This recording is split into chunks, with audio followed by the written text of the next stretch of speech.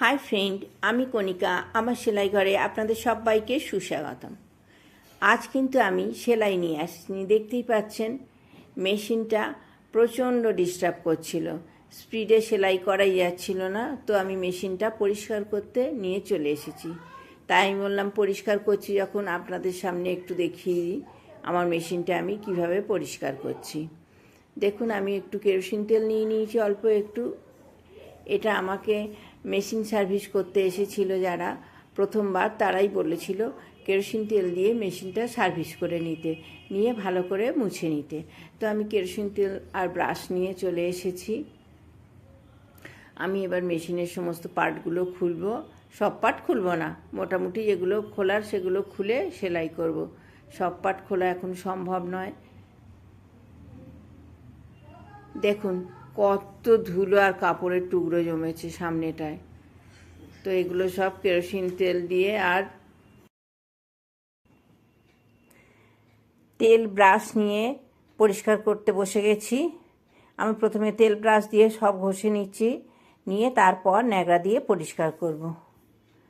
তো মেশিন মাঝে মাঝে এরকম পরিষ্কার করলে মেশিন ভালো থাকে, ধুলো ময়লা সব বেরিয়ে যায়, মেশিন চলেও স্পিডে। তা আমার অনেক দিন এবারে পরিষ্কার করা হয়নি, কিন্তু ঠিক কাজের মুহূর্তেই মেশিন আর চলছে না।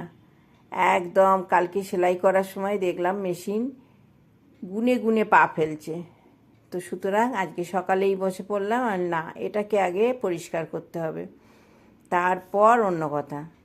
তো দেখুন আমি কিভাবে প্রথমে কেরোসিন তেল আর ব্রাশ দিয়ে তেলটা ভেতরে ঢুকিয়ে নিলাম, নিয়ে কাপড় দিয়ে আস্তে আস্তে এটাকে পরিষ্কার করে নিচ্ছি। কীরকম ময়লা পড়েছে দেখুন। আমি খোলার সময়ও দেখিয়ে দিলাম, শুধু সুতোর টুকরো, ছোট ছোট সুতোর টুকরো আর ধুলো, ছোট ছোট সুতোর টুকরো আর ধুলো। নিচটাতেও একই অবস্থা ছিল, মোটা হয়ে পড়েছিল চাপের নিচটা, সেটা আমি পরিষ্কার করে নিয়েছি, সেটা দেখানো হয়নি।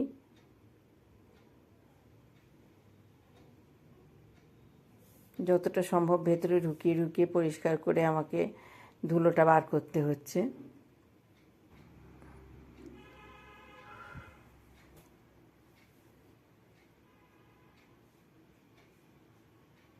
সব জায়গায় সুতোর টুকরো, সব জায়গায় সুতোর টুকরো। হাত দিয়ে দিয়ে সুতোগুলো আবার টেনে বার করতে হচ্ছে, সব সুতো বেরোচ্ছে না। যাই হোক, এইভাবে মেশিন পরিষ্কার করবেন আপনারা নিজেরাই বাড়িতে। আমি নিজেই সব সময় করি বাড়িতে পরিষ্কার, একবার দেখে নিলে সবাই করতে পারবে।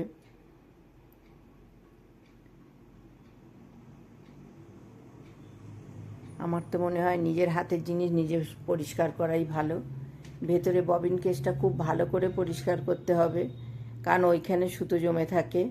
সুতোর গুঁড়োগুলো ওপরে যে সেলাই হয়, সেই সুতোর গুঁড়োগুলো কিছুটা গিয়ে জমে থাকে।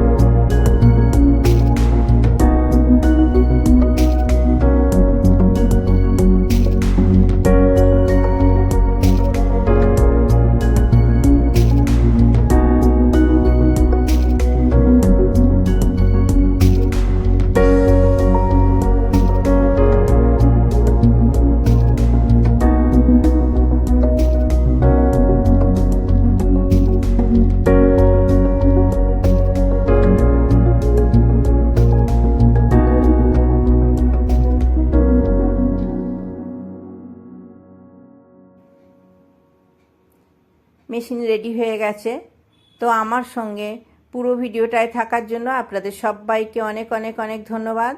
আমার কাজ যদি আপনাদের ভালো লেগে থাকে তো প্লিজ প্লিজ প্লিজ আমার চ্যানেলটাকে সাবস্ক্রাইব করে আমার সঙ্গে থাকবেন।